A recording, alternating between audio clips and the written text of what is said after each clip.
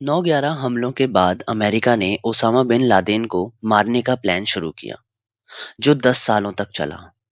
इसमें जासूसी, ड्रोन हमले और विशेष ऑपरेशन शामिल रहे, जो 2011 के एबटाबाद मिशन पर केंद्रित थे। 11 सितंबर 2001 को वर्ल्ड ट्रेड सेंटर पर अल-कायदा के हमलों में 2,977 लोग मारे गए। ओसामा ने जिम्मेदारी ली। इसके बाद राष्ट्रपति बुश ने अफगानिस्तान पर हमला शुरू किया, लेकिन ओसामा छुप-छुपा कर टोरा बोरा गुफाओं से पाकिस्तान के लिए भाग गया। सीआईए ने ओसामा पर $25 मिलियन इनाम घोषित किया ताकि उसकी कहीं से खबर मिल सके। 2002 से 2010 तक ड्रोन से पाकिस्तान के वजीरिस्तान में सैकड़ों हमले किए गए, लेकिन ओसामा अज्ञात रहा। 2007 में उसके कुरियर अबू अल कुवैती का पता चला। 2010 में सीआईए को एबटाबाद के घर की कुछ तस्वीरें मिली, जिसमें बिना फोन इंटरनेट के कुछ लोग रह रहे थे। अफगानिस्तान आक्रमण के बाद सीआईए ने ग्वांतानामो और गुप्त जेलों में अल-कायदा सदस्यों को बंद कर दिया और वोटरबोर्डिंग जैसे तकनीकों का सहारा लेकर कुरियर अबू अल कुवैती का नाम पता चला, जो ओसामा से जुड़ा था। टोरा बोरा से भागने के बाद ओसामा पाकिस्तान के ट्राइबल इलाकों में जा छिपा।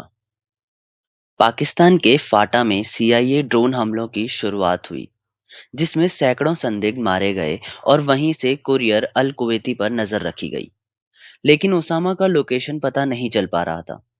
खालिद शेख मोहम्मद जैसे कैदियों से डेटा इकट्ठा किया गया ताकि कुछ सुराग मिल सके।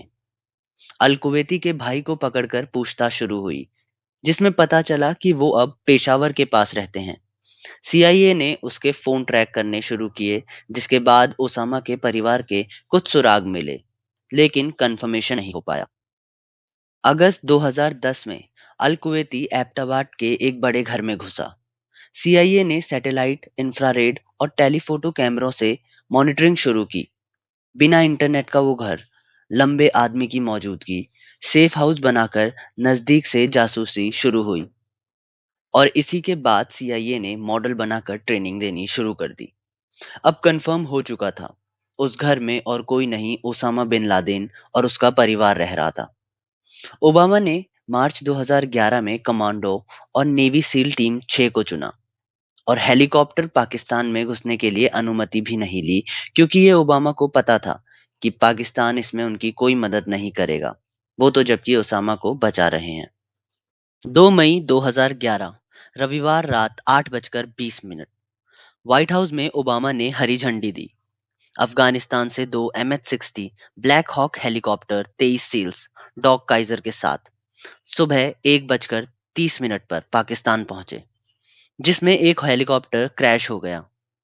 लेकिन टीम ने सबसे पहले उतरते ही ओसामा के कुरियर को मार गिराया और अब तीसरे फ्लोर की तरफ बढ़ने लगे, जहां ओसामा सो रखा था।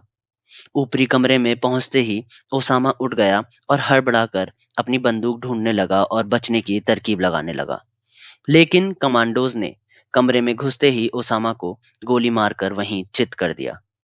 इसके बाद ओसामा के शव को समुद्र में दफना दिया गया और पाकिस्तान को ये बात बाद में बताई गई, जब अगले दिन टीवी चैनल पर अमेरिका ने इसका ऐलान किया।